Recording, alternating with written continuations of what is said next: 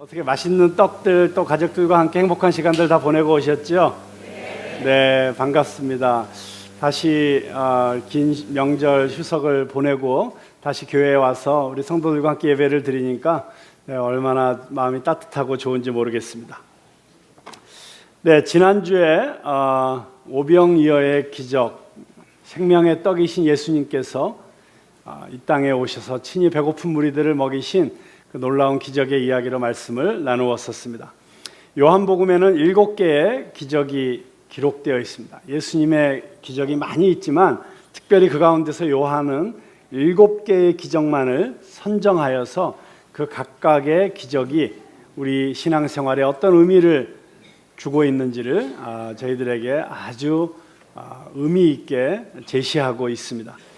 자, 그런데 그 7개밖에 안 되는 기적 가운데 2기적이 요한복음 6장에 연이어서 기록이 되고 있습니다.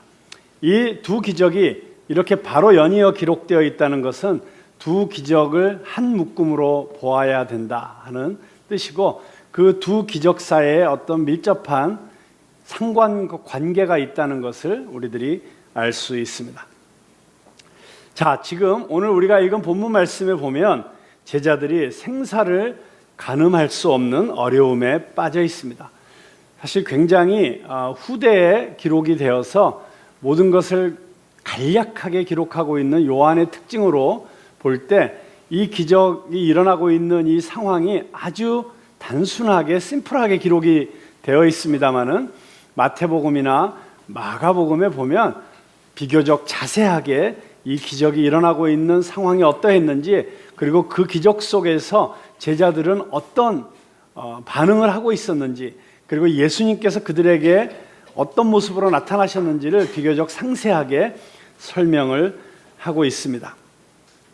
그런데 아주 단순하게 제자들이 갈릴리 호숫가로 10여리쯤을 노져 들어갔을 때 그 호수 한복판에서 큰 바람이 일었다. 태풍이 일어난 것이죠. 폭풍이 일어난 것입니다. 자, 그런데 이렇게 제자들이 폭풍을 만나서 사느냐 죽느냐, 정말 이 절박한 상황에 빠져있기 직전에 일어났던 일이 뭐였다고요? 네, 바로 직전에 무슨 일이 일어났었어요? 네, 오병이어의 기적이 일어났었습니다. 자, 이것이 인생이고 이것이 신앙생활이다, 이렇게 이야기할 수 있겠습니다. 바로 직전에 그렇게 풍성한 잔치, 놀라운 기적으로 제자들은 이제 자기들의 인생의 클라이막스가 다가왔다. 이제 우리가 꿈꾸던 우리 모든 소망들이 다 이루어지는 우리의 최고의 전성기, 황금기를 맞이했구나. 이렇게 흥분하고 있다가 순식간에 급전직하해서 이런 태풍을 만나서 지금은 이제 그런 모든 성공이라든가 성취라든가 화려한 어떤 스펙이라든가 이런 거는 꿈도 못 꾸고 그냥 사느냐 죽느냐, 거기에 절박하게 매달리고 있는 이런 모습이 바로 인생이다. 그래서 우리는 지금 하는 일마다 잘 풀리고 모든 일이 형통하여 탄탄대로를 달리고 있는 것 같을지라도 우리는 언제나 겸손하고 우쭐하지 말고 교만하지 말아야 될 것입니다. 왜냐하면 언제 풍랑이 오고 언제 광풍이 올지 모르기 때문입니다. 우리가 잘 나갈 때, 정말 오병이어의 기적 같은 이런 놀라운 축복을 경험하면서 모든 것이 형통할 때 우리가 제자들처럼 엉뚱한 생각을 하고 잘못된 생각을 하면 그것을 가르치기 위해서 하나님께서 언제 우리에게 광풍을 보내실지 모르기 때문입니다. 반대로 여러 어려움 속에서 지금 풍랑을 만난 제자들이 죽을 고생을 하는 것처럼 그렇게 어려움을 당하고 있는 성도들이 혹시 있다면 그것 때문에 너무 절망하시지 말기 바랍니다. 언제 그랬냐는 뜻이 또다시 아름다운 하나님의 축복과 평안을 누리는 날이 곧 올 것이기 때문입니다. 전도서에 그래서 이런 말씀이 있습니다. 전도서 7장 14절에 보면 형통한 날에는 기뻐하고 곤고한 날에는 되돌아보아라. 이 두 가지를 하나님이 병행하게 하사 하나님이 병행하게 하신다 그랬어요. 형통한 날과 곤고한 날을 병행하게 하시는 일이 무엇일까요? 사람이 그의 장래일을 능히 헤아려 알지 못하게 하셨느니라. 여러분, 하나님이 어려움을 주실 때도 있고 형통함을 주실 때도 있습니다. 중요한 것은 어느 때이든지 하나님의 뜻을 깨닫고 하나님의 뜻대로 행하는 것이 중요합니다. 특별히 인생에 어려움이 닥쳐올 때 우리는 오늘 풍랑을 만난 이 제자들의 이야기를 꼭 기억하실 수 있기를 바랍니다. 어떤 경우에 우리 인생에 닥쳐오는 어려움은 자기 자신의 어리석음이나 잘못된 판단으로 또는 욕심으로 눈이 가리워져서 저지르는 실수로 인한 것일 수 있습니다. 그런데 어떤 경우에는 주님께서 특별한 목적을 가지고 우리를 다루시기 위해서 어려움을 주실 때도 있습니다. 내가 아직 뭘 내려놓지 못해서, 내가 아직 붙잡고 있는 것이 있어서, 내가 주님이 원하시지 않는 길로 자꾸 가려고 할 때 주님께서 우리를 연단시키시고 훈련시키십니다. 그러면 우리는 너무 그 기간이 길다고 느껴지고 너무 힘들다고 느껴져서 비명을 지릅니다. 그렇지만 주님께서 특별한 의도를 가지고 우리를 만지실 때 우리 삶에 있는 어려움은 오히려 우리에게 축복이 될 수 있습니다. 자, 이 같은 사건을 기록한 마태복음에 보면 지금 제자들이 이 밤에 호수로 배를 타고 떠난 이유가 아주 분명하게 기록이 되어 있어요. 그것은 무엇이냐면 예수님께서 제자들을 서둘러 보내신 거예요. 마태복음에 보면 즉시 그랬어요. 즉시. 자, 언제 이후에 즉시예요? 네, 오병이어로 배불리 먹이고 엄청난 사람들의 환호성 속에서 요한복음에 보면 사람들이 예수를 모셔다가 임금으로 삼으려 했다. 그러니까 예수님의 지금 인기가 절정에 다다르고 제자들의 기대가 하늘을 찌를 듯한 바로 이러한 때 예수님께서 즉시 이거 서두르지 않으면 안 되겠구나. 이대로 내버려 뒀다가는 이 제자들이 무슨 생각을 할지 모르겠구나. 예수님께서 서둘러서 제자들을 배에 태워서 호수 건너편으로 지금 보내시고 계시는 것입니다. 그러니까 지금 제자들은 예수님께서 가라 하시기 때문에 순종하고 가고 있는 거예요. 자, 예수님께서 가라 하셨을 때, 배를 타고 가라 하셨을 때 그 배를 타고 순종하고 갔으면 그 다음에는 무슨 일이 있어야 됩니까? 순탄하게 잔잔한 바다 위를 미끄러지듯이 배가 지나가면서 배를 저가자 험한 바다 물결 건너 저편 언덕에 하면서 산타루치아 부르면서 막 행복하게 가야 되는 거 아닙니까? 그런데 예수님께서 가라고 하셨는데 그 배 타고 갔는데 풍랑을 만나는 것입니다. 자, 여기서 우리는 두 가지 심각한 질문을 던지게 됩니다. 자, 제자들이 예수님의 말씀에 순종해서 배를 탔는데 왜 이런 광풍을 만났는가? 제자들 마음이 무척 복잡했을 것입니다. 아니, 예수님 가라고 하셔서 이 배 탔는데 우리가 이런 죽을 지경에 빠지게 된다면 우리가 과연 예수님 말씀 계속 들어야 되는 것인가? 예수님은 이런 일이 닥칠 것을 모르고 우리를 보내셨나? 여러 가지 생각하지 않았겠습니까? 오늘날도 우리가 예수님의 말씀에 순종했다가 어려움을 겪는 경우도 많이 보고 있습니다. 멀쩡하게 잘 살던 사람이 어느 날 예수 믿고 교회 다니기 시작하면서부터 어려움이 닥쳐오는 경우도 무척 많이 있습니다. 왜 이런 일들이 일어나는 것일까? 자, 두 번째로 우리가 질문하고 싶은 것은, 자, 이 제자들이 이런 풍랑을 만나서 고생하고 있을 때 그때 보여주시는 예수님의 모습입니다. 마태복음에 보면 예수님께서 이 제자들을 구하러 오신 때가 밤 사경이었다, 이렇게 기록이 되어 있어요. 밤 사경은 오늘날의 시간으로 치면 새벽 3시입니다. 자, 제자들이 저녁 무렵에 이 배를 타고 떠났으니까 별로 크지도 않은 그 갈릴리 호숫가에서 한 2시간이면 호수 건너편으로 건너갈 수 있는데 지금 거의 7, 8시간을 함치도 앞으로 나가지 못하는 채로 그 거센 바람을 맞으면서 죽을 힘을 다해서 노를 젓고 있는데, 그 오랜 시간 동안 예수님은 뭘 하고 계셨느냐? 첫 번째는 보면 예수님께서 산 위에 올라가셔서 기도하고 계셨습니다. 자, 기도하신 이후에는 그 제자들이 호수에서 그렇게 광풍과 싸우면서 고생하고 있는 것을 지켜보셨다고 마가복음은 기록하고 있습니다. 아니, 좀 일찍 와서 건져주시면 안 돼요? 이렇게 고생하고 있는데 왜 그렇게 새벽 3시까지 꼭 기다리셔야만 되는 것입니까? 근데 여러분, 우리도 신앙생활 하다 보면 이런 느낌이 들 때가 있지 않습니까? 좀 예수님 이제 좀 그만 좀 건져주세요. 이제 좀 끝내주세요. 아니, 언제까지 더 이렇게 내가 견뎌야 되는 것입니까? 내가 언제까지 이 죽을 고생을 해야 되는 것입니까?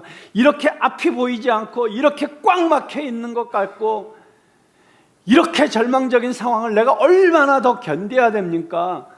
그렇게 정말 예수님을 향해서 절규하고 싶은 그런 마음이 들 때가 있지 않습니까?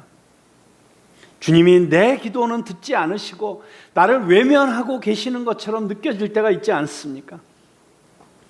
여러분, 그런데 이 문제를, 이 질문을 푸는 열쇠는 퍼스펙티브, 이 관점이라고 하는 단어에 있습니다.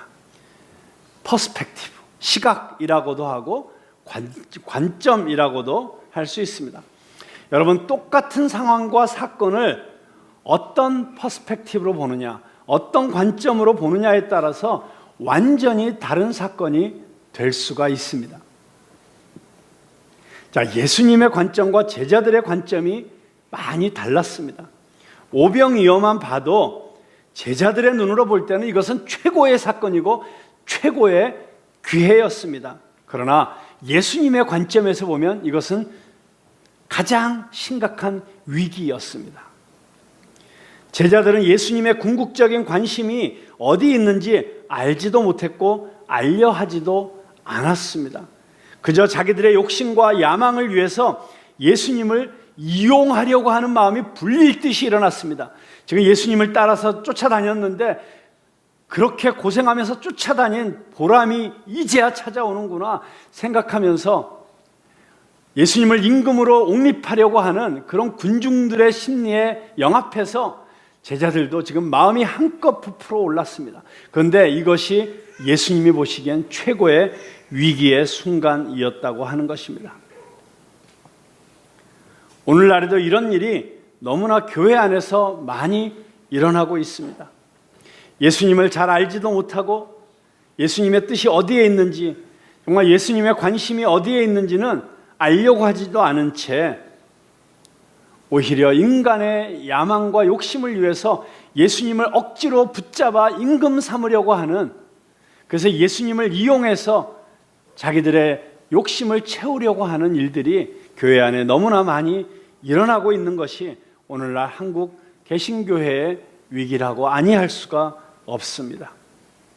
요즘 한국 교회 안에 너무 비참한 일들이 많이 일어나고 터지고 있습니다.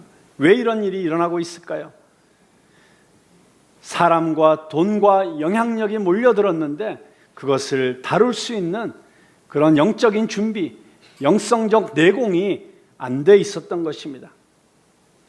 그런 영적인 준비가 안 돼 있는 상태에서 갑자기 찾아오는 성공은 사역자에게 있어서 가장 큰 재앙이라고 할 수가 있습니다. 결국 무엇이 축복인가에 대한 이 관점, 퍼스펙티브가 바뀌어야 됩니다.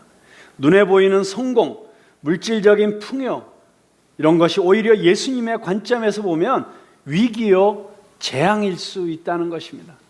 여러분, 사람이 언제 가장 많이 무너집니까? 어렵고 힘들 때 우리 신앙생활이 나태해집니까? 아니죠. 저희 교회는 요즘 새벽 기도를 안 하고 있습니다만 새벽 기도 할 때 보면 그렇게 새벽 기도 한번 나오세요 해도 안 나오시던 분들이 어느 날 갑자기 나오시는 때가 있어요. 왜 나오셨을까요? 너무 잘 돼가지고, 너무 막 사업이 잘 되고 막 하는 일마다, 손대는 일마다 잘 풀려가지고 새벽 기도 안 나오시던 분이 너무 감사해서 나오는 경우는 정말 100명 중에 1명 있을까 말까 한 일이고요. 대부분의 경우는 갑자기 가정이 심각한 문제가 생겼다든지, 자식 새끼가 갑자기 사고를 치고 있다든지, 그렇게 잘 나가던 사업이 갑자기 부도 위기에 처했다든지 이러면 달려 나오는 거 아닙니까? 그러니까 보면 여러분, 어떤 게 축복이고 어떤 게 재앙입니까? 신앙생활이라고 하는 것은 결국 세상에서 살던 내가 세상적인 눈으로, 세상적인 시각으로 바라보던 내 삶과 세상을 예수 그리스도 안에서 새롭게 가지게 된 시각과 관점으로 해석하는 능력을 갖게 되는 것이라고 할 수 있습니다. 문제는 많은 성도들이 세상적인 관점으로 하나님 앞에 나와서 자기가 생각하는 축복을 달라고, 이것은 꼭 해달라고 하나님 앞에 떼쓰고 울부짖고 기도하고 있다는 것입니다. 여러분, 진정한 기도는 기도를 통해서 내 시각이 바뀌는 것입니다. 나의 원대로 마옵시고 아버지의 뜻대로 하옵소서. 이게 기도죠. 그런데 어찌된 영문인지 기도 많이 한다고 하는 사람들이 더 고집불통이고 더 외골수인 것을 종종 보게 됩니다. 여러분, 그것은 신앙이 아니라 자기 확신이고 자기 신념일 경우가 많이 있습니다. 하나님 앞에서 자기 고집을 빨리 내려놓고 하나님의 뜻을 받아들일 수 있게 되기를 주님의 이름으로 축원합니다. 두 번째 의문이 왜 예수님께서 밤 사경까지 기다렸을까 하는 것이죠. 만약 풍랑이 일자마자 예수님께서 즉각적으로 오셔서 잠잠케 했으면 여러분, 제자들은 속으로 어떻게 생각했을까요? 아유, 우리가 이거 다 알아서 할 수 있는 건데 괜히 예수님 오셔가지고 수고하셨네, 뭐 이런 생각하지는 않았을까요? 이 정도면 우리가 다 알아서 할 수 있었는데. 그러면서 정말 지금 예수님이 베풀어 주신 이 구원이, 예수님께서 함께 해주신 이 은혜가 얼마나 큰 것인지를 별로 깨닫지 못했었을 것입니다. 그런데 시간이 지나가면 지나갈수록 처음에 이 바람 부는 것을 우습게 알았던 제자들, 아유, 우리가 갈릴리 호수에서 평생 잔뼈가 굵은 어부들인데 이까짓 거는 뭐 하면서 긴장하지 않던 제자들이 서서히 긴장하기 시작합니다. 점점 시간이 가고 밤 12시가 지나고 캄캄한 어둠이 찾아오고 이제는 정말 그 평생을 바다에서 살았던 어부들조차도 두려움에 휩싸여서 어찌할 바를 모를 때가 되었을 때, 그 절망적인 순간이 다가왔을 때, 야, 이제 우리 다 죽었구나, 어떡하지, 이제 끝났구나. 여러분, 바로 이때가 밤 사경인 것입니다. 재밌는 것은요, 밤 사경은 1, 2, 3, 4 넉사자 사경인데 그게 또 죽을 사자 사경도 돼요. 정말 죽을 지경이 되면 그게 사경인 것이죠. 여러분, 어쩌면 그 밤 사경, 자신의 기술, 자신의 노하우, 자신의 경험, 자신이 가진 어떤 것으로도 이겨낼 수 없다고, 해결할 수 없다고 두 손, 두 발 다 드는 바로 그 순간 예수님은 밤 사경을 기다리신 것입니다. 여러분, 그 이유가 무엇일까요? 바로 그 순간, 그 절대 절망의 순간에, 그 어떤 것도 자신들을 구원할 수 없다고 두 손 두 발 다 든 그 순간에 풍랑이는 바다를 밟고 오시는 분, 절대 권능으로 구원의 팔을 펴시는 분, 그분에 대한 분명한 신앙 고백이 가능해지는 것입니다. 여러분, 바로 그런 이유 때문에 하나님께서는 당신의 백성들을 편안하고 순적한 자리로만 이끄시는 것이 아니라 때로는 이렇게 절대 고독의 순간, 절대 절망의 순간, 절대 고난의 자리로 이끄실 때가 있는 것을 보게 됩니다. 여러분, 가장 대표적인 모습이 바로 출애굽한 이스라엘의 모습입니다. 여러분, 민수기 33장을 보면 이스라엘 백성들이 40년 동안 광야길을 헤매었던 그 여정이 아주 상세하게 순서대로 기록이 되어 있습니다. 그런데 그 기록을 보면 한 가지 놀라운 사실을 깨닫게 됩니다. 자, 예수님께서 하나님께서 이스라엘 백성을 출애굽시키셔서 제일 먼저 데려간 곳이 어디입니까? 그곳은 바로 바다 앞, 홍해 앞 비하히롯이라는 곳으로 이스라엘 백성을 먼저 인도하셨습니다. 여러분, 근데 이 비하히롯이라는 장소는 군사 전략적으로 볼 때는 절대로 가서는 안 되는, 마치 웅덩이 같은, 도간에 든 쥐로 스스로 몰려 들어가는 것 같은 바로 그런 곳입니다. 앞에는 바다죠. 뒤에서는 세계 최강의 군대, 이집트의 전차 군단이 지금 뒤쫓아오고 있는데, 아니 왜 이런 막다른 골목으로 하나님의 백성을 이끌어 간다는 것입니까? 이 진퇴양난의 비하히롯에서 앞에는 홍해, 뒤에는 이집트의 군대, 그 사이에서 이스라엘 백성들은 무서워 떨며 통곡할 수밖에 없었습니다. 여러분, 혹시 이 이스라엘 백성이 처해 있는 것과 같은 그런 상황 속에 내가 지금 빠져 있구나, 그런 절망을 느끼고 계시는 분이 이 자리에 계십니까? 근데 하나님께서 놀랍게도 홍해를 여셔서 이스라엘 백성을 구원해 주십니다.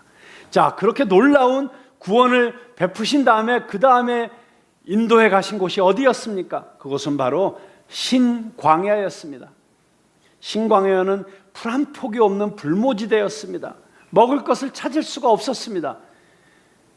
여러분, 아사 직전에 처한 이스라엘 백성들은 그들의 지도자 모세를 원망하면서 이제는 오히려 종살이하던, 노예살이하던 이집트를 오히려 그리워하는 이런 지경에까지 이르게 됩니다. 그곳에서 그들은 만나와 메추라기로 자기들을 먹이시는 하나님을 만나게 됩니다. 자, 그 다음에 이스라엘 백성들이 간 곳은 어디였습니까? 그것은 바로 르비딤이었습니다. 르비딤. 하지만 그곳은 어이없게도 물 한 방울 없는 곳이었습니다. 불볕의 광야에서 물 한 방울 없다는 것은 곧 죽음을 의미합니다. 그들은 타는 목마름을 이기지 못해서 하나님을 원망합니다. 자, 보세요. 먹을 것이 없는 것, 마실 것이 없는 곳, 도간에 든 쥐처럼 생명의 위협을 느끼는 곳, 하나님이 인도하시는 곳마다 어째 이런 곳을 데리고 가세요? 네? 하나님이 능력이 부족해서입니까? 아니면 하나님이 무자비하고 잔인한 신이셨기 때문이었습니까? 아닙니다. 오히려 이스라엘 백성들을 진정으로 사랑하셨기에 바로 이러한 상황을 통해서 저들에게 하나님이 누구이신지를 정확하게 가르쳐 주시기 위해서였습니다. 여러분, 빠져나갈 구멍 하나 없는 이 비하히롯에서 저들은 홍해를 가르는 하나님의 능력을 체험하면서 하나님께서 이 온 천하의 주권자이심을 깨닫게 됩니다. 저는 혹시 여러분들이 사방에 꽉 막혀 있는 절망적인 상황 가운데 내가 처해 있다라고 느끼시고 계신다면 바로 그 자리에서 하늘을 바라보시기 바랍니다. 홍해를 가르시는 하나님의 능력을 경험하실 수 있게 되기를 주님의 이름으로 축원합니다. 여러분, 풀 한 폭이 없어 굶어 죽을 수밖에 없는 신 광야였기 때문에 저들은 하늘에서 떨어지는 만나와 메추라기를 먹으면서 그들은 일용할 양식을 주시는 하나님을, 사랑의 하나님을 경험할 수 있었습니다. 르비딤 광야에서 반석에서 생수가 터지는 것을 보면서 생명의 근원 되시는, 생수의 근원이 되시는 하나님을 생생하게 경험하게 됩니다. 여러분, 편하고 좋은 지름길로 갔더라면 육신은 편안했을지언정 저들은 하나님을 바로 만나고 하나님을 정확하게 경험하지 못했을 것입니다. 예수님께서 친히 배를 태워 보내신 갈릴리 호수가 유리처럼 맑고 조용한 바다였다면 이렇게 하늘의 태풍과 바다의 파도 속에서 우리를 버리지 아니하시고 우리를 외면하지 아니하시고 직접 찾아오셔서 건져주시는 이 사랑의 주님, 이 예수님을 제자들은 경험하지 못하였을 것입니다. 여러분이 갈릴리 호숫가에서 풍랑을 만난 이 이렵편주, 이 작은 배 안에 타고 있었던 제자들의 모습은 그래서 모든 그리스도인들의 상징적인 모습일 뿐만 아니라 세상 속에서 세상이라는 바닷속에서 풍랑을 만나고 있는 교회의 모습을 상징하고 있습니다. 그래서 저 스위스에 가면 WCC라고 세계 교회 협의회가 있는데 그곳에 가면 큰 그림으로 이 풍랑 위에 떠 있는 이 배가 WCC의 상징으로 이렇게 큰 그림으로 현관에 그려져 있는 것을 보게 됩니다. 그렇습니다. 왜 우리가 이 세상을 지나가면서 한 개인으로서 또는 교회 공동체로서 끊임없이 이런 풍랑을 만나야 됩니까? 어쩔 수 없습니다. 그것은 우리가 이 세상을 살아가는 동안 아직 완전한 하나님의 나라가 도래하지 않은, 아직 not yet, 아직 도래하지 않은 이 하나님의 완성되지 않은 나라를 살아가고 있기 때문에 이 세상 가운데서 영적 전쟁을 치룰 수밖에 없고, 우리를 끊임없이 공격하는 사단 원수 마귀의 공격을 받을 수밖에 없고, 이 완전하지 않은 깨어진 세상 속에서 우리는 풍랑을 경험할 수밖에 없습니다. 그러나 중요한 것은 그 풍랑 가운데서 언제나 예수님은 우리를 위하여 기도하고 계시고 우리를 지켜보고 계시고, 그리고 그분의 때, 가장 정확한 때 우리를 만나시기 위해서, 우리를 도와주시기 위해서 우리 앞에 나타나신다는 사실입니다. 여러분, 마가복음에 보면 그 예수님께서 풍랑이 일는 그 바다 한가운데로 지나가셨다, 그렇게 기록이 되어 있어요. 아니, 왜 지나가십니까? 지금 도대체 뭐 하실, 지금 제자들은 막 죽을 지경인데 예수님은 유유히 옆을 바다 위를 걸어서 지나가고 계셨다. 조금 이해하기 어려운 단어이지만 여러분, 이 원어의 뜻을 보면 파레르코마이라는 단어가 쓰여져 있는데, 그것은 바로 어떤 결정적인 순간에 하나님께서 나타나시는 것을 표현하는 단어였습니다. 예수님께서 지금 어떤 모습으로 나타나셨는가? 지금 하나님으로서, 절대자로서, 절대 주권자로서 지금 나타나신 것입니다. 그래서 예수님께서 나타나셔서 뭐라고 말씀하십니까? 아주 단순하게 말씀하십니다. 내니 두려워 말라. 여러분, 예수님이 나타나시면 복잡할 것 없습니다. 예수님 한마디 하시면 됩니다. 나다. 여러분, 어린아이가 골목길에서 불량배들에게 둘러싸여가지고 괴롭힘을 당하고 있습니다. 막 죽을 지경에 대해서 막 무서워 죽겠는데 아무도 도와주지도 않습니다. 그런데 그때 키 183에 몸무게 세 자릿수에 누군가가 등장을 합니다. 그리고 한마디 하죠. 나다. 끝나는 것이죠. 더 이상 무슨 말이 필요합니까? 여기 예수님께서 나다라고 했을 때 그것을 헬라어로는 에고 에이미, 그냥 I am으로 끝나요. I am 누구다라고 이렇게 말하는 것이 아니고 그냥 에고 에이미, I am. 자, 여러분, 어디서 많이 들어본 표현 아닙니까? 바로 하나님께서 모세를 부르셔서 이스라엘 백성들을 구원하라고 사명을 주실 때, 그때 하나님 누구이십니까? 그때 하나님께서 자기 이름을 스스로 밝히실 때, 나는 스스로 있는 자니라. 바로 그 스스로 있는 자가 에고 에이미. 그래서 예수님께서는 지금 이 풍랑 속에서 죽을 지경에 빠진 제자들에게 나타나셔서 나다라고 말씀하시는 것을 통해서 내가 바로 인간의 몸을 입고 온 창조주 하나님이다, 성자 하나님이다, 그렇게 가르쳐주고 계시는 것입니다. 전능하신 하나님, 졸지도 아니하시고 주무시지도 아니하시고 우리를 지켜보시는 그 하나님이 인간의 몸을 입고 오신 예수님, 그 하나님이 지금 오셨기에 이제 상황 끝입니다. 그렇기 때문에 우리는 두려워할 필요가 없습니다. 우리에게 반드시 이 시간이 다가올 것입니다. 주님께서 오셔서 나다, 내 손을 잡아라, 내가 너와 함께 하고 있다. 여러분, 그래서 21절의 본문을 보면 제자들이 기뻐하며 주님을 영접했다고 했습니다. 얼마나 기뻤겠어요? 왜 기뻤을까요? 자기들의 생명을 위협하던 이 큰 바람과 파도가 멈추었기 때문에 기뻐했을까요? 물론 그럴 수 있습니다.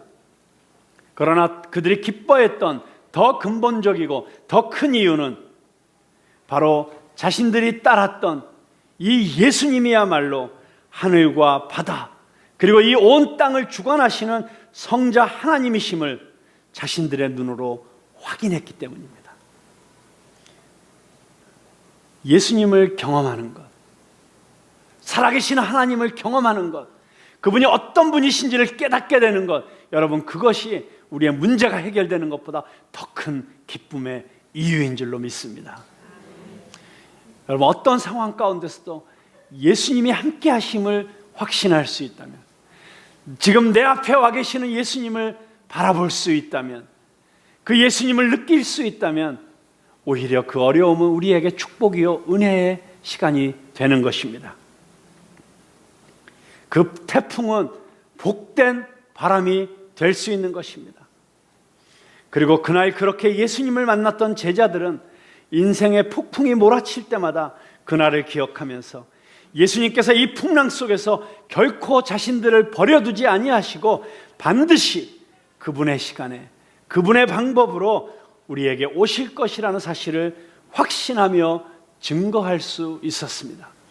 여러분, 예수님께서 승천하신 이후에 제자들만 이 땅에 남겨졌습니다. 그리고 예수님께서 저들에게 너희는 땅끝까지 이르러 내 복음을 전하라고 하는 이 위대한 선교의 사명을 맡겨주셨습니다. 그 사명을 붙잡고 저들이 기도하다가 오순절 성령 강림의 때 성령의 충만함을 받고 힘차게 나가서 복음을 전하기 시작했습니다. 근데 무슨 일이 일어났습니까? 큰 핍박이 몰려왔습니다. 엄청난 박해가 시작되었습니다. 정말 교회에 몰아닥친 광풍이었고 태풍이었다고 할 수 있습니다. 죽을 지경이 되었습니다. 그때 저들이 두려움에 떨면서 와, 이제는 죽게 되었구나, 어떡하지? 그리고 도망갔습니까? 아니었습니다.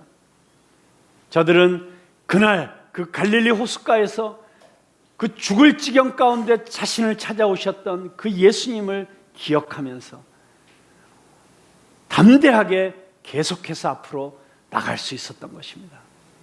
그렇습니다. 여러분, 태풍이 몰아쳐도 죽지 않습니다. 예수님이 우리를 내버려 두시지 않기 때문입니다. 죽을 것 같지만 죽지 않습니다. 여러분, 저도 이 목회를 하다 보면 가끔은 막 심장이 쪼여와서 죽을 것 같은 때가 있어요. 이것도 어렵고 저것도 어렵고 저런 어려움, 이런 어려움. 또 사실 따지고 보면 별로 그렇게 큰 일도 아니에요. 그런데도 불구하고 제 마음이 막 제 마음 안에서 태풍이 일어나는 거예요. 풍랑이 일어나고 막 죽을 것 같고 막 어디 도망가고 싶고. 여러분, 그럴 때 언제나 가장 완벽한 타이밍에 찾아오셔서 건져주셨던 그 주님을 기억하는 것으로 다시 용기를 얻습니다. 다시 힘을 얻습니다. 주님은 나를 버려두시지 않는다. 주님은 나와 함께 하신다. 이 시간도 지나갈 것이다. 그리고 다시 잔잔한 바다로, 고요한 바다로 나아가게 될 것이다. 이 믿음으로 나아갈 때 우리는 어떠한 어려움 가운데서도 주님을 바라보며 승리할 수 있을 줄로 믿습니다. 여러분, 그래서 일본의 저명한 기독교 작가 미우라 아야코, 여러분 잘 아시죠? 빙점이라는 소설을 쓰고 양치는 언덕이라는 책을 쓴 그 미우라 아야코는 정말 평생을 끔찍한 질병 가운데 고통받으며 시달리며 살았습니다.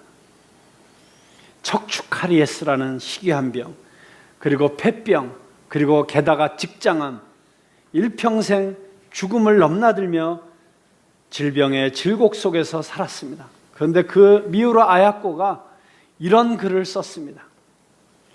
병들지 않고서는 드리지 못할 기도가 따로 있습니다. 병들지 않고서는 믿을 수 없는 기적이 따로 있습니다. 병들지 않고서는 들을 수 없는 말씀이 따로 있습니다.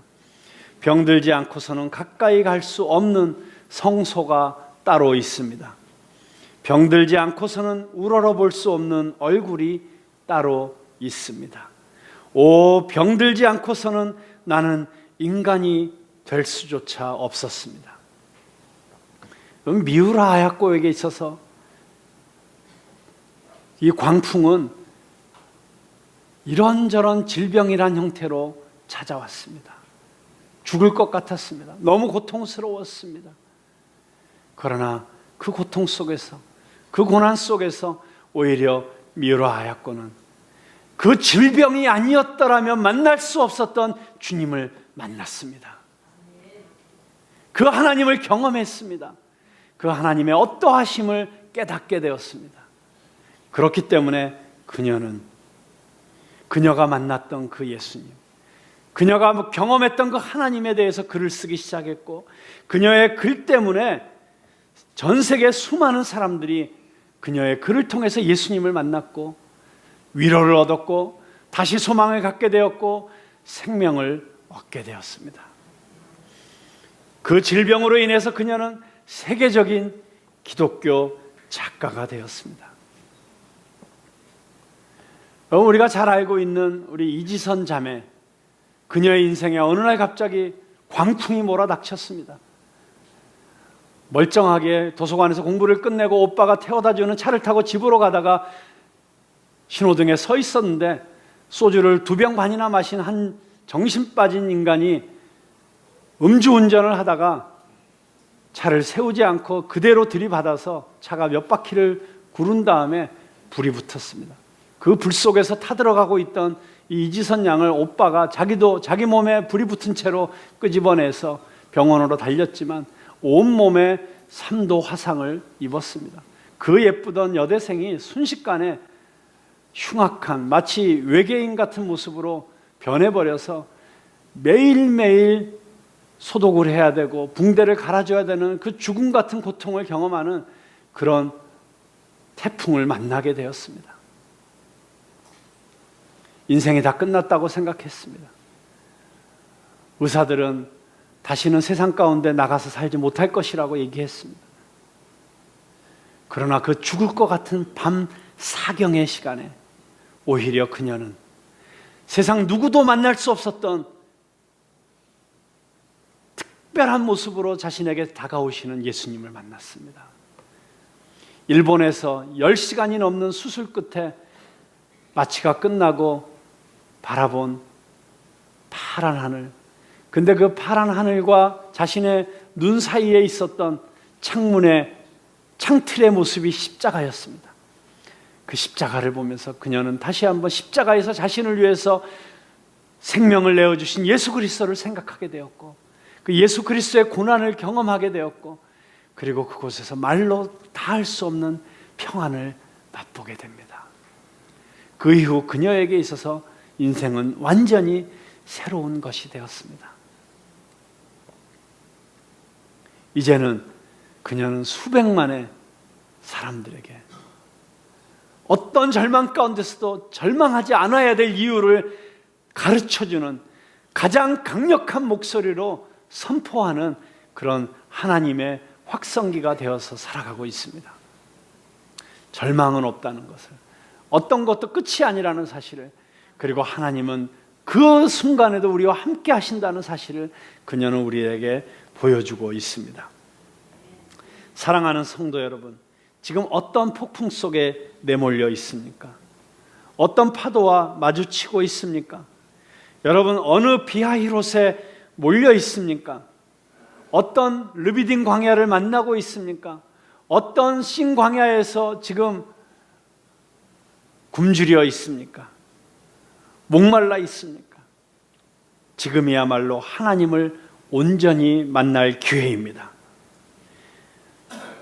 내가 잘 나갈 때, 내가 잘 될 때, 내 이기심과 내 욕망을 충족시켜줄 나의 도구로서의 하나님이 아니라 천지 만물을 창조하시고 온 우주와 역사를 주관하시는 전능하신 하나님을 만날 기회인 것입니다. 여러분, 이 하나님을 여러분의 삶 속에 다시 한번 영접하시고 초청하시고 만나실 수 있게 되기를 바랍니다. 하나님을 바르게 알아가실 수 있게 되기를 바랍니다. 하나님께 여러분의 삶을 전적으로 의탁하실 수 있기를 바랍니다. 그러할 때 예수님께서 내니 두려워 말라, 그 음성을 여러분의 심령 가운데 들려 주실 것입니다. 우리 함께 기도하겠습니다.